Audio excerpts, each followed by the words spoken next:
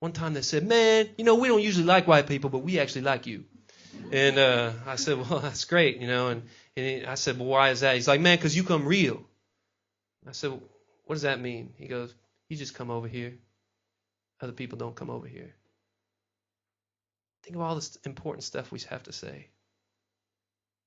So many times what's really important is, am I just willing to spend time with you?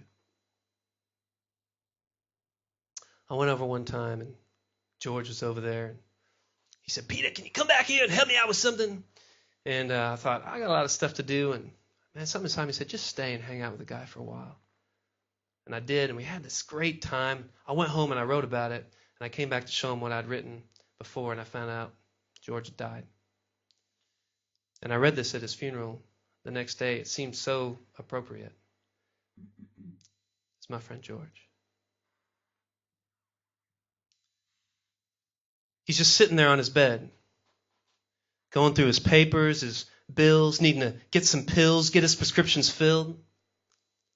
I don't know how many there are or what they're all from, but my ears are open as the beat of his mouth drum tells me the tales, creeps to the jails of my understanding, sets them free, pours into me all the sickness and misery untouched by the reaches of Medicaid. It's like watching an ant parade pass in front of slow-motion camera eyes, all scurrying in struggled steps while my strong male body can only observe with helpless hands. He asks me to read the numbers, find the facts his cataracts are unable to reach, and the papers pass across the hall. Fall on clean fingers now, stained with their ink. All my thoughts sink and scurry to footsteps I've raced, traced all around the city, trying to taste every hasty decision I've yet to make. This won't take too long, he says. My eyes turn red with embarrassment. Sitting in a dingy corner of a beaten-down house, hot and pounding the searing, unconditioned air, falling with droplets of sweat on a beating conscience.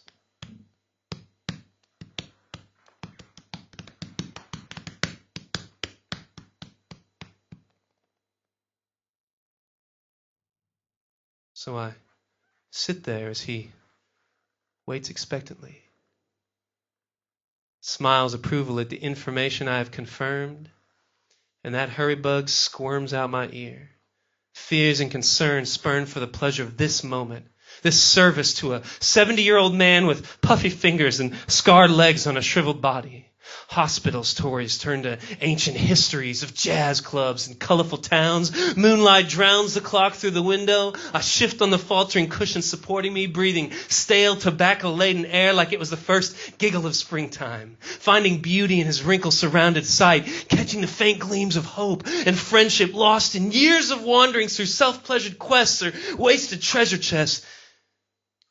Is it really him, or is it me I'm thinking about? Moment of doubt as I walk out the door. Re-enter the whirlpool rush of Western culture, breathe the fumes of this convolution cavalcade, life charading in frightened forms, desperate storms of urgency. I'm just thinking about my friend George, tapping his knee. Curly gray hair winking back at me, leaning silently till a dirty pillow kisses his tired face. Times erased. And George, he takes his place.